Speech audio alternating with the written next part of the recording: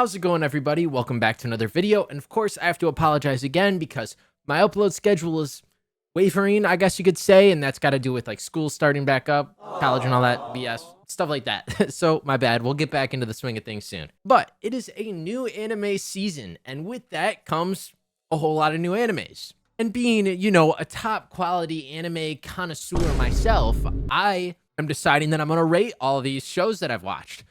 But not all of them, because there is like an astronomical amount of animes that have come out this season. So we're only going to rate like some of them. I have like, how many is this?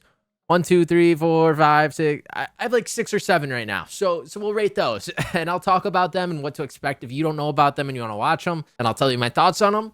But we're not going to be doing the ones that have continued on from last season, such as Frieren or Ragna Crimson or Shangri-La Frontier or Undead Unluck. We're not doing any of those, okay? We're only doing the ones that have like a whole on new season. Up first, of course, we have to start with Classroom of the Elite Season 3. And so far, based off the first 3 episodes, it's been a banger. I've loved it. It's been really good. I honestly preferred the first episode of it out of like almost all of the other first episodes I watched this season. So I'm a sucker for a lot of tropes when it comes to anime and manga and manhwa and all that stuff. But the smart MC is always a route that I love. I'm pretty basic, but I love a smart MC. All right, everything you just saw there was past Max. So now future Max has took over because I can't stand editing me stuttering over my words, trying to figure out how to describe these episodes to you.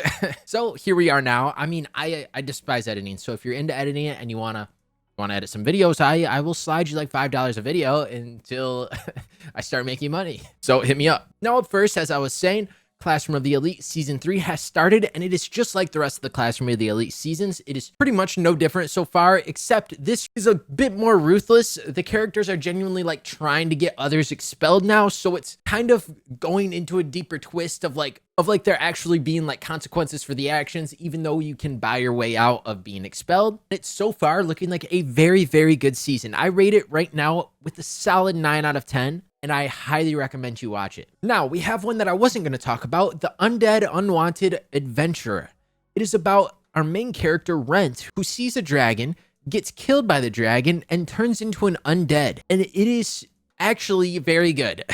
When you watch it, you see our boy get turned into an undead, but as he kills other monsters, he can harness their energy, I guess you could call it. I don't know what the word is. I forget, but he can harness their energy and use it to evolve into a higher species of undead. And it's a very unique twist on the whole adventurer trope. Been really good so far. I'd say it's sitting at like a solid 7.5 because of the dodgy CGI. But if you can get past like that dodgy CGI, it's really good. Now, moving on to the big boy that almost everybody and their cat and dog has heard about now, Solo Leveling. Not really living up to the hype, but kind of living up to the hype. The first episode was completely meh. Second episode, absolute banger. The third episode, I believe, comes out tomorrow. So I can't rate the third episode. But if you don't know what Solo Leveling is, it follows the story of our boy Seongjin Woo, who is super weak in a world where there's hunters and monsters. And bro basically meets his end, earning a system that can low-key make him super overpowered eventually. The first episode was not as hype as you'd expect from a manhwa that is ranked like almost #1 out of all the other manhwas. But the second episode has redeemed itself. So I'd say the first epi was like a 7. Second one was like probably like a 9.5. So I'll average it out so far, probably like an 8.7 on the old rating for Solo Leveling. So far, it hasn't been like mind blowing, but it hasn't been terrible. And then we've got one from left field. I didn't know this one was going to be a banger until I started watching it. It's called The Wrong Way to Use Healing Magic. It follows the story of our weak MC who lives in who lives in a normal world like us, and he goes to school and he's like, kind of a loser, like we can all relate to because we're all a bunch of anime nerds. But and he ends up walking home with the student council president and the vice president, who are like renowned in his school for being like the top dogs. And as they're walking, the class president starts hearing drums in their ears, and so does the vice president. And our MC is like, what are you guys talking about? So he steps near them, and a magic circle brings them to another world where they become heroes. So it's an isekai, and it's actually been really good so far. It turns out bro can use healing magic, but it turns out in this world, there's like a crazy healing mage who is like obsessed with being strong almost and like utilizing healing magic to its full potential. And we get to see how our boy has kind of stumbled into the scenario. It's been really well so far. I've liked it a whole lot. Easy 8.5 or 9 for me. The show so far has consisted of a big old training arc, and You gotta love a good training arc. So this show is definitely sitting at a 9 for me. Moving on to Tsukimichi Moonlit Fantasy, the show that I've been waiting for a long time. So far, it has been okay. It's not been crazy. It's been like pretty like okay. It is about a boy who goes to another world that apparently his parents were like the saviors of, but the goddess is like, yeah, you're kind of too ugly. So she kicks him out, but she doesn't kick him out. She kicks him to the edge of the world and makes it so he can never speak the human language, but he can communicate with demi-humans and monsters and stuff. But in the second season, we see how he is not the only person from a school exactly that has been isekai'd into this world. But the thing that is confusing me is that one of the people that got isekai'd was able to change their appearance. So I don't know if I'm misremembering things or of how the goddess treated him and didn't like him. Because if he could change his appearance, why didn't the goddess just do it? I don't know.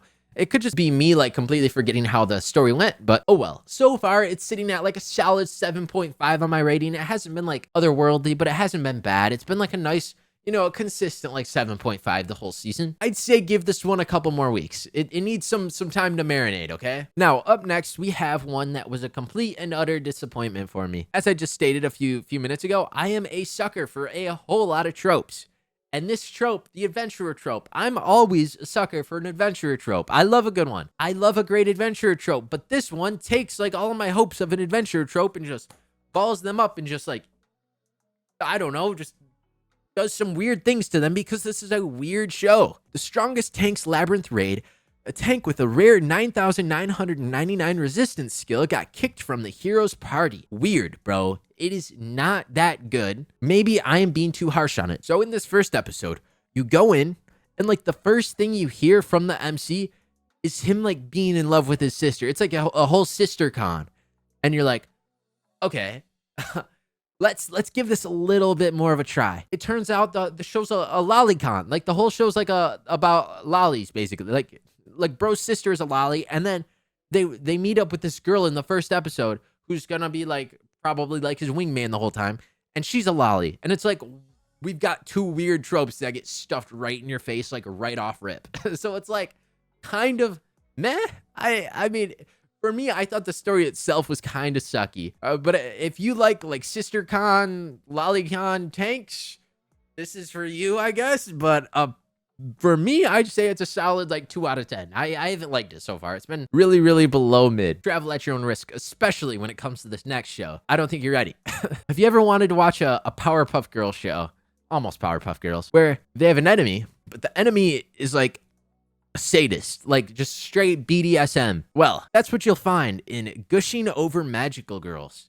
I can't believe I've admitted to watching this. Like, I can't believe I'm sat here saying, yeah, I've watched this show. It's a doozy, I guess you could say. I can't even rate this. I have to give it a 0 out of 10 to remain having a good conscience. It's about some high school girls that are all superheroes, but then this evil organization reaches out to this one girl that idolizes the superhero girls and makes her like a villain. But the thing is, the whole time that she's been cheering on these superhero girls, she hasn't been like cheering them on because she's cheering them on. She's been like getting off to them getting like beat up and like tore up and stuff. It's as weird as it sounds, okay? So if you're thinking about watching this one, go at your own risk. It's a very, very odd one, and I don't even feel clean like even having dabbled in it just to see what it was. This one's a little odd. Oh, man. Now, I forgot to go over these, but I did want to mention a couple things of where you can watch these shows. I completely forgot. Classroom of the Elite Season 3, you can watch on Crunchyroll. The Unwanted Undead Adventure, you can watch on Crunchyroll. Solo Leveling, Crunchyroll. The Wrong Way to Use Healing Magic, Crunchyroll. Tsukimichi, Crunchyroll. The Strongest Tanks Labyrinth Raid, a tank with a rare 9,999 resistance skill, got kicked from the hero's party, Crunchyroll. And Gushing Over Magical Girls on High Dive. And there are a whole lot of other shows that I do want to talk about, like Mashle Season 2, or that one where the guy has the instant death ability. I don't want this video to be like ages long. Classroom of the Elite Season 3 has a banger of an opening. I love it so much. I don't know why I love it so much, but it hits different, okay? The Wrong Way to Use Healing Magic has an opening that is like full on Naruto. Like, it's not full on Naruto, but when you listen to it, or at least the beginning of it, it reminds you of a Naruto opening. It sounds just like you're watching Naruto like back in the day. It's weird, but it's a banger, okay?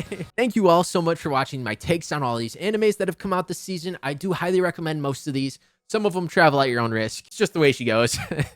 If you want to hear my thoughts on the rest of the animes, please feel free to leave a comment down below asking, you know, some other animes to rate, or like leave the anime you want me to talk about. And then if you're a big ol' editor and you want to edit, hit me up. I'm looking for an editor, okay? If you want to just help me out, I'd appreciate it a whole lot. Please don't hesitate to drop a sub, maybe leave a like. You can join the Discord to get notified when I upload. Check out all these other socials. And yeah, I hope you have a wonderful day, night, morning, afternoon, sunrise, sunset, whatever time it is for you. I hope you have a great one because you deserve it. I love you all so much, and I will see you all in the next video. Bye.